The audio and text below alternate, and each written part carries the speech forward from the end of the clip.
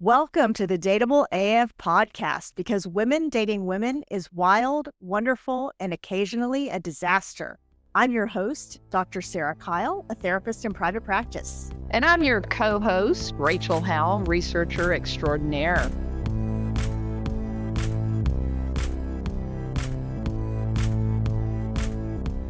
Hello, everyone, and welcome to Season 2, Episode 9 of the Dateable AF podcast.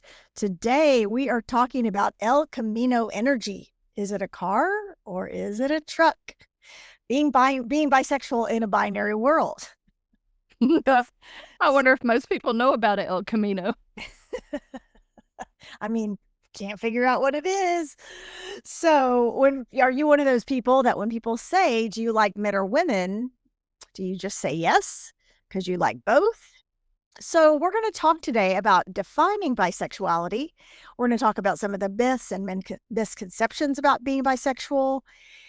And we got some things to say about it, y'all. Yes, we do.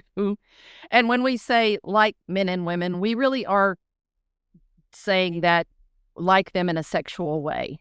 Yes, not just as friends. Yeah, absolutely.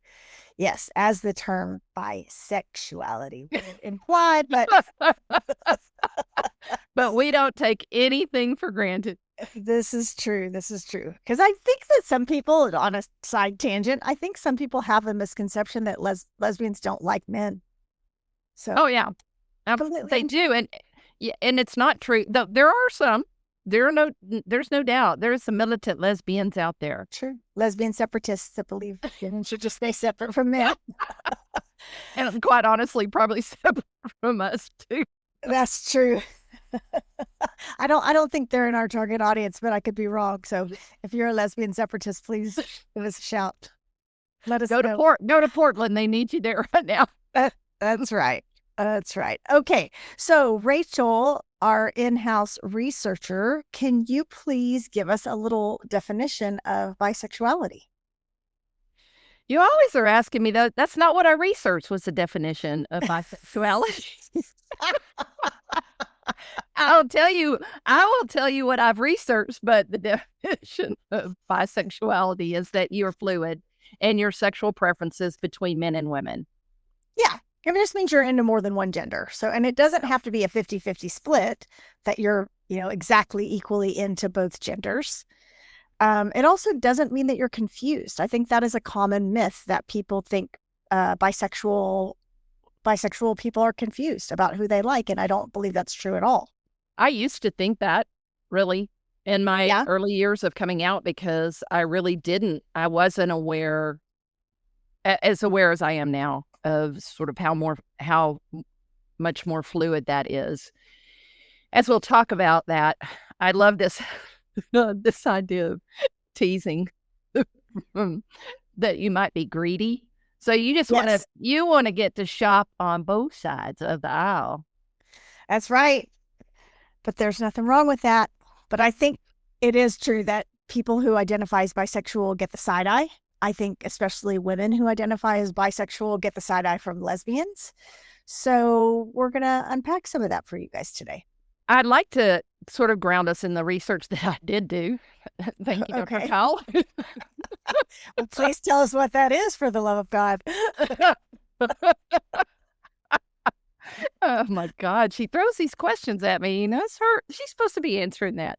Anyway, what I did do is just a little topical research and this came from the Pew Research Center, just about the percentages. What's very interesting out there is that 4% of adults identify as bisexual. And so what we're talking about, I want to just clarify this, is that the study that I looked at and the information I looked at, they were not really including the transgender population. So what we're talking about is just at least folks who, if they didn't identify as such, and in the research, so right? Cisgendered people, generally, yes, of them in the United States identify as bisexual. Okay, right. Which is, interestingly enough, they consider 2% of the overall population gay or lesbian.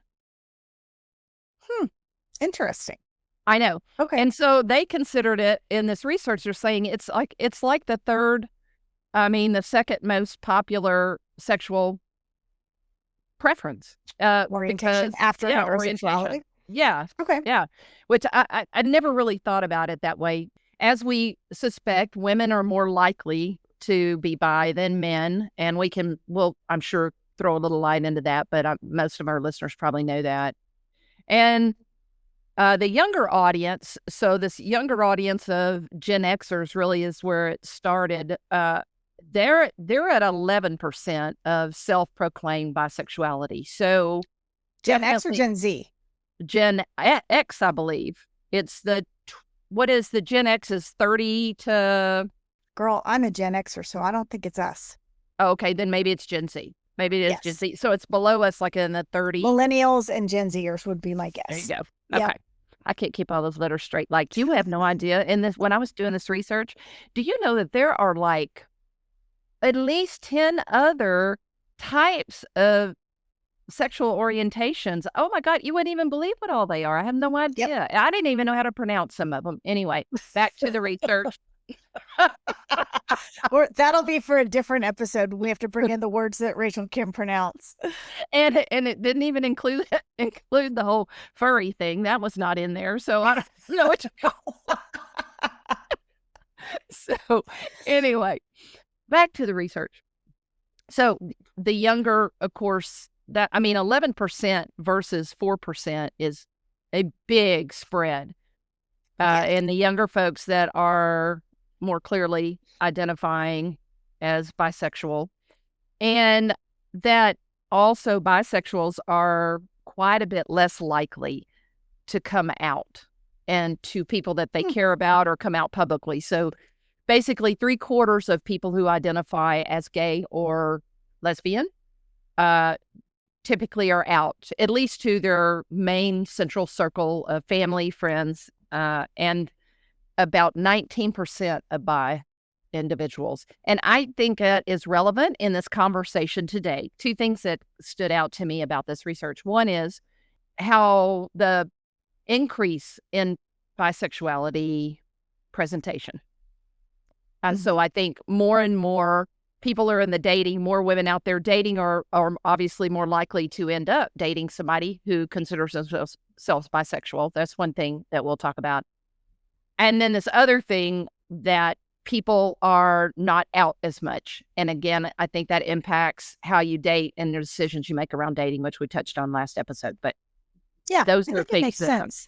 Because if your primary relationship is heterosexual, but sometimes you feel attracted to same-sex people, then there wouldn't really be a need to come out necessarily. So I can see why the coming out percentage is lower.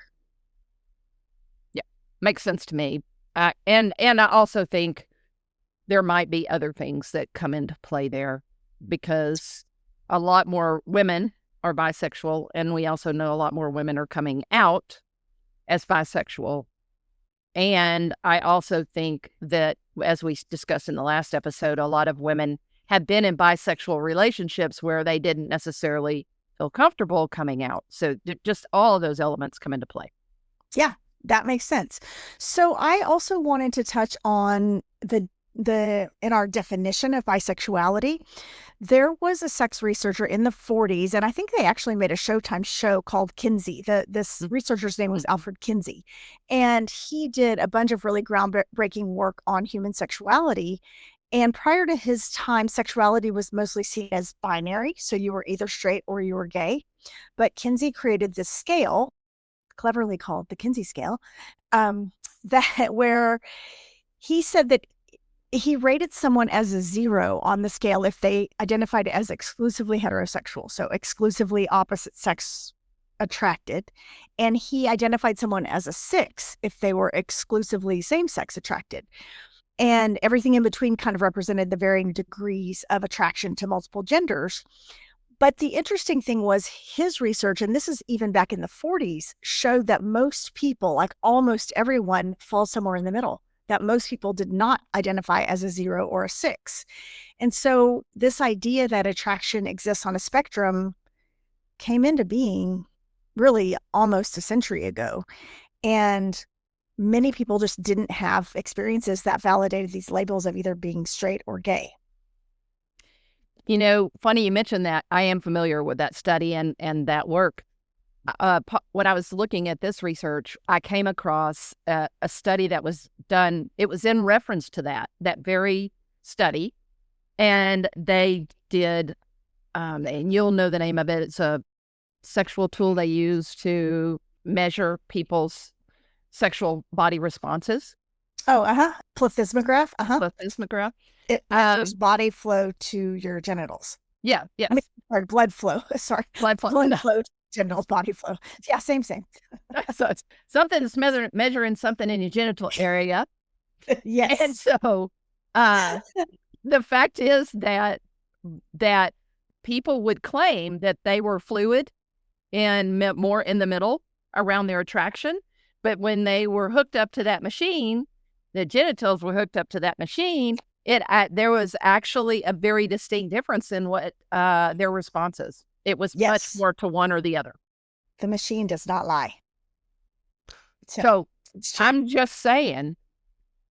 Yeah, that's interesting.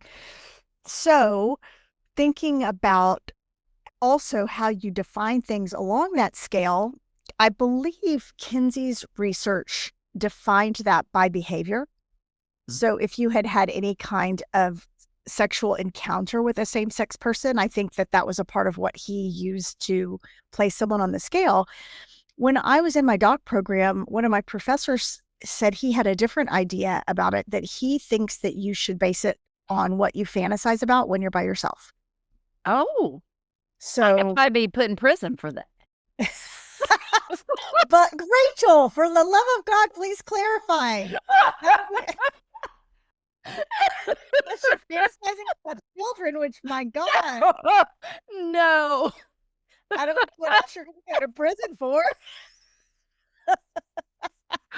I'm absolutely not into children. Let me just put it out. I hope that gets edited out. Oh my God. Just couldn't help it. Y'all, we're going to have a whole separate episode to find out what Rachel's fantasizing about this person in prison. Wow, I didn't sit down for this. Oh my God. All right, back to the podcast topic. So, if you are, let's suppose you're in a relationship with a man, but what you're thinking about when you're by yourself having sexual fantasies is sex with a woman. Age appropriate woman. Age appropriate only, for the God's sakes. Oh my God.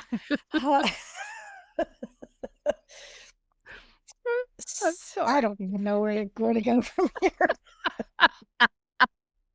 I'm really sorry about that. Whew. Okay. I think we can pull it together now. Let's move on. Okay. Where were we?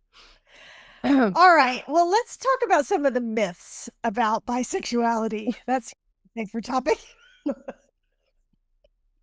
Let's do. One of the myths that I think, and I hear this from parents of teens or young adults, that they think it's just a phase.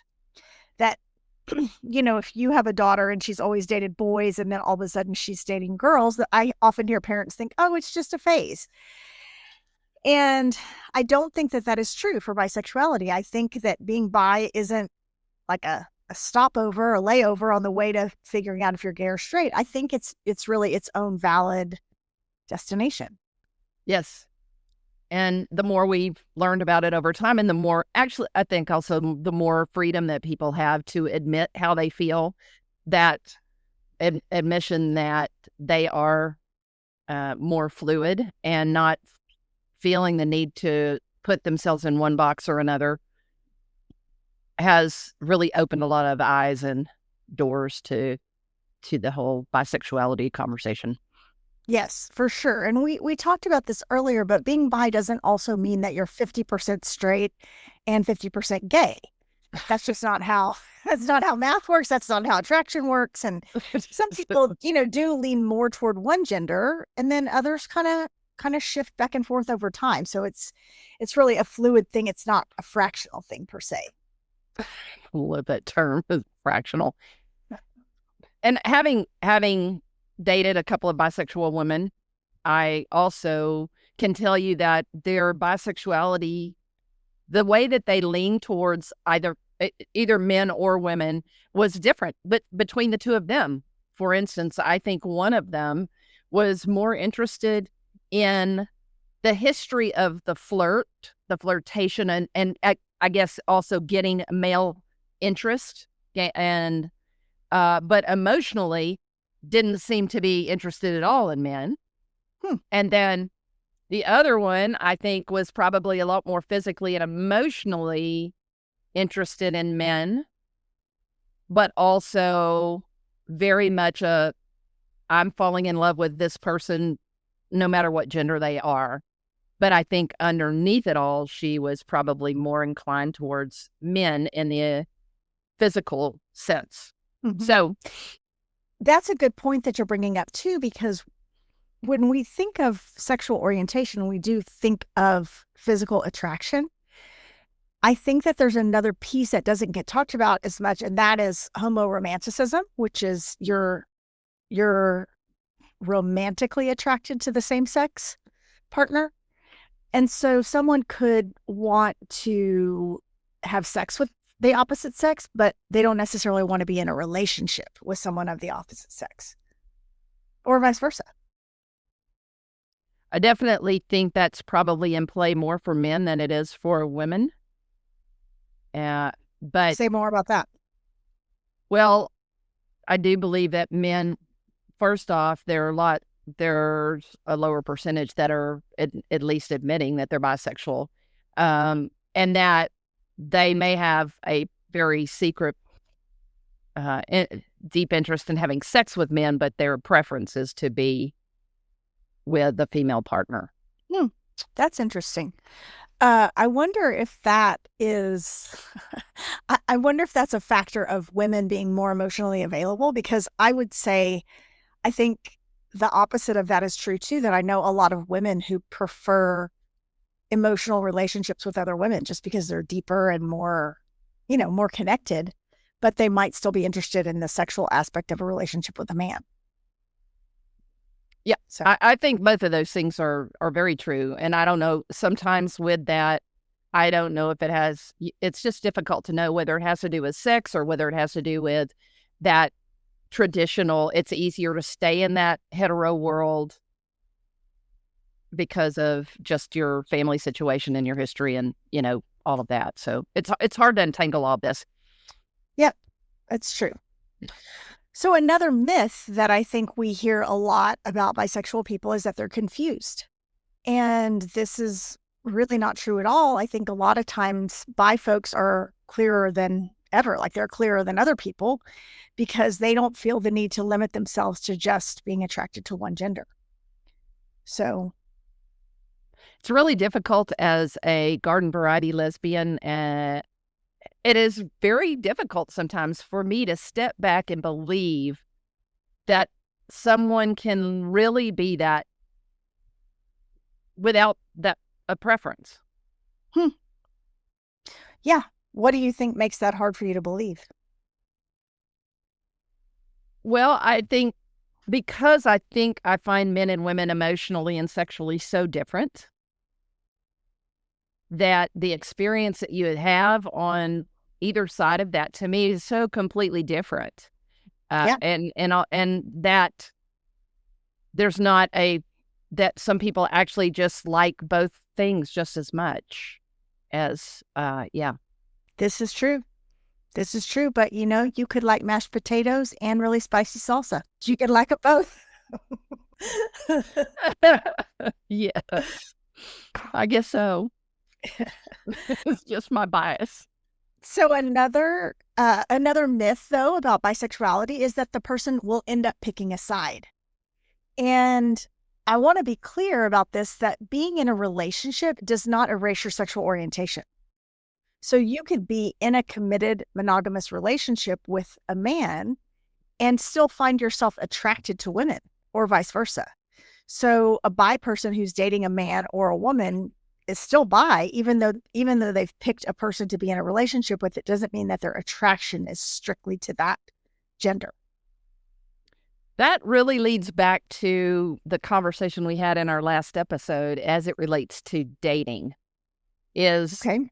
that I think that makes the dating situation very interesting and requires a lot of communication if someone is truly bi and that they've made a decision. Let's say they've made a choice that they're going to enter a relationship with a woman, but they still have sexual attraction to men, that they are very strongly in check with the decision they've made to be in a relationship with a woman and not over here wishing that they or getting pulled over towards that.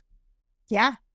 Yeah, and this is a really great topic because if you have an agreement with your partner to be monogamous, then it shouldn't matter whether you're bi, whether you're hanging out with men, whether you're hanging out with women.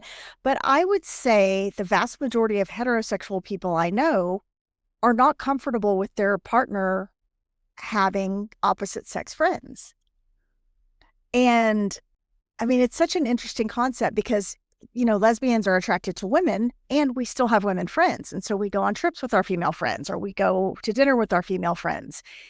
I don't think the same thing happens in heterosexual relationships as much. That if I'm married to a man, I'm probably not going to go on a trip with my male friend and have my husband be okay with it. But the bottom line is, if you're in a monogamous relationship, are you committed to keeping that agreement? And it shouldn't necessarily matter if you're gay or bi or straight. And if your friends are male or female or non-binary, you got to keep your agreement to be monogamous if you've made that. I would not have thought about it that way, but that is a great way to look at it. And you're also think it begs the question of thinking a little bit more openly about how your willingness to be sexually open with your partner, so that maybe you fill up that relationship with a lot of fun things that give that other person some things that maybe they want sexually that float a little bit outside of the norm. I don't know. Yeah. Do you think that someone who's bisexual would be more likely to cheat? Because I think that's another myth that people believe sometimes. I don't think so, as long as they're very solid in where they stand around relationships and their bisexuality. That's the thing, is that if they are going in thinking that because if they're with a woman, that they're not going to still have those feelings, and then all of a sudden they have those feelings and that's confusion, that's problematic. But Yeah. if they know going in that it doesn't, like you said, it doesn't change their attraction necessarily, but the way they're going to act around that is what counts. Yes, absolutely. That you're almost inevitably going to be attracted to someone else while you're in a relationship. But do you have a commitment to not act on that attraction? Seems like the most important piece. Yeah, I know. That's a lot to think about. And yeah, here we are again talking about dating, folks. And it is hard enough just to decide who you're going to swipe on and go out with them. And then now we have all this. That's So true. it's a lot. True. It's a lot to consider. It is a lot to consider. So, speaking of dating, when you're bi, I think that there are some binds that bi people experience that gay people do not. And one of those is what's called the double closet. So, I've heard people who are biracial talk about this, that they don't feel gay enough for queer spaces, but they don't feel straight enough for straight spaces, or kind of like mixed race people don't feel black enough for black spaces, but they're not white enough for white spaces. And just that feeling of hovering in between and not necessarily feeling like you have a community that embraces you. I would venture to guess that the younger population does not deal with this as much as Yes. our group of individuals. Yeah, I think you're right, because I think that the Gen Zers just grew up with bisexuality and or fluid sexuality being a thing, that nobody really thinks twice about it. And I mean, we talked about this with our coming out topic too, that I think sometimes now it's not even like a big coming out, like a sit down, I've got to tell you something. It's just like, well, yeah, I think I'm going to date this girl, or I think I'm going to date this boy. So I think that the younger folks have it easier. The whole idea of if someone is bisexual, they pick a partner and then they stay in that relationship. I do think it's interesting that sometimes we assume that they're no longer bisexual. Yep. I think that's true. It's like, oh, you've picked a side. Yeah, I have actually a few clients that are in that situation that are married to someone either same sex or opposite sex, and people just assume that that's their sexual orientation. And they, in fact, identify as bi. So let's talk a little bit about the navigating rejection and the fetishization. Yeah, because I think, well, some lesbians I know would sort of reject someone out of hand if they found out they were bi, because I think they're scared.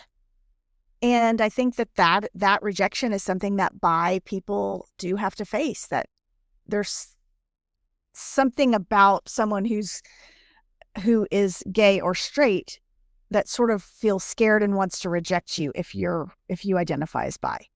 I've definitely been in that position of experiencing that with, like I said, 2 different dating partners, but one is probably more bi than the other, and the one that is more bi than the other is the one I was least concerned about.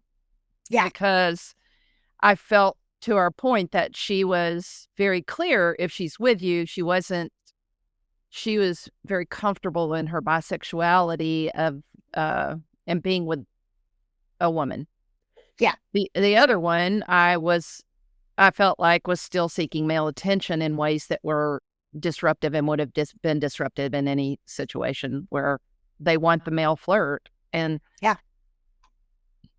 that's and I think whether it's male or female, someone wanting the flirt isn't going to make you feel safe in a relationship. But the male flirt leads us into that term fetishization, because guys, many guys have a fantasy or a fetish about seeing 2 women together. And so I think sometimes guys might not take a woman seriously if she identifies as bi. They'll just be like, oh, you want to be with a woman? That's hot. And it's more like a fetish thing, and they don't take it seriously in terms of the attraction piece. Boy, yes, to that. And as we all have been probably dealt with that coming at us over our years. Yes. Probably what happened to us at this point in our life is we probably aged out of that, but no one's fetishizing us anymore for anything. But it has happened. Yeah. Yes. But it's funny because in my therapy practice, I mean, obviously infidelity comes up in couples therapy sometimes, and often men don't take it seriously. Like, oh, my girlfriend or my wife made out with another woman at the bar, or had sex with another woman. They don't take that nearly as seriously as if she had had sex with or made out with a man. And what I see from my perspective is that's the one you got to watch out for the most, because the emotional connection or the possibility for her getting emotionally pulled away by a woman seems pretty high. But I don't think most guys realize that because it's fetishized. Yes, that's true. And the other thing, and some of the research I've done over the last couple of months, women are more fluid in their sexuality than men, just generally. And that their ability to, again, I mean, first one to say yes, they need to be much more concerned about their wife hanging out and having sex with a woman, because they're a lot more likely to be able to transition to that relationship. If they fall in love, they more easily make the sex work than men can do that, yes. and don't do that well. So Yeah, that's a slippery slope there, buddy. It is a slippery slope. So watch out, men out there. I wanted to talk about the thing you just brought up about more women identify as bisexual or sexually fluid than men. And I'm often curious about this, and I don't know if there's a way to get to this answer, but in our culture, you often see women being affectionate with each other, heterosexual women. They're walking down the street with their best friend and they have their arms around each other. They're holding hands. They often hug their friends when they see them. And so it's not a big leap to think about women being sexual with other women. But in our culture, men do not do that. Men don't hold hands with their best friends. They often don't even hug their best friends. There's not that physical affection between men. And so I wonder if men don't allow themselves to even consider the possibility of being attracted to other men because of our culture, or if they genuinely are not attracted to men. Well, we talk about metrosexuals, and I believe that there are probably more of those out there than and more guys willing to talk about those, younger guys willing to talk about that now. And I think some of the younger guys are more affectionate. But generally, that's still a taboo thing, I think. Yeah, I think so too. And I had one of my professors, again, in my doc program, that he was kind of a cranky old gay man. And he said his theory was that men are not very often bisexual. And he said, I've never seen a bisexual, in quotes, man leave his wife for another woman. So in other words, if you're identifying as bi, you're probably that's just your springboard to coming out as gay. That was his theory. I mean, I think everybody's got their own ideas about this, but men rarely admit to being bisexual in our culture. I could subscribe to that. That makes sense to me. That's probably pretty true, I would guess. Yeah. So I do think that bi people are getting a little more visibility in pop culture. I am not a big participant in pop culture, so I'm not necessarily the best to spout out facts or celebrities along these lines. But I know that you see it more often, I think, on TV, and in the celebrity circles, that it's okay. Like you'll see women kissing other women at award shows and things like that. So I think bi visibility is becoming a little bit more prominent. Well, then when you look at Congress right now, there are 12 or 13 congressmen and women that are out. Okay. As well, Queer. as queer, okay? But there's only one woman in that whole group of 13 that is gay. I mean, is a bisexual. Or that's identifying as bisexual. Identifies as bisexual. Yes. Okay. Openly. Yeah. So you can kind of see it represents a number there. Still we are sadly represented people, if we are still woefully underrepresented up there. But anyway, to that point is the congresswoman out of Arizona. Okay. So it's happening slowly but surely. So as we are wrapping things up today, there are a few takeaways that we want you to think about. And the first one of those is own your own story. So whether you are straight or gay or bi or pansexual or any other sexual orientation, own your own story, that you don't owe anybody a label, you don't owe anyone an explanation, but just be true to yourself and your desires. The more that you can talk about it and really articulate how it works for you, the better people are going to understand it. So also just find, bi inclusive spaces and community. I really do believe the more we have confidence in who we are and the more that we can articulate who we are, then the more spaces you will find that are welcoming to you, whether they are bi spaces or gay spaces, whatever. Yep, I think that's true. And if you're dating someone who's newly out, or if you're dating someone who's questioning, or if you're dating someone who identifies as bi, try to lead with curiosity. So don't jump in with a judgment, don't jump in with assumptions, but just try to be curious about them and get more information, ask some questions. So I'm just going to address from last time when I said that if I was going to date somebody and then they were just coming out, that I would run screaming the other way. So I would like to say that we all us gay people have a role out there, because if we have more and more brothers and sisters that are trying to come out of the closet, so to speak, or at least, exploring their bisexuality with a different sex than they are currently with, then we have to step up and take one for the team, because they need to come out with someone. Okay. But I want to say that I earned a plethora of toaster ovens in my younger years, and I did my tour of duty. So now I get to rest. You're not here for it anymore. I'm not here for it anymore, but I did my turn.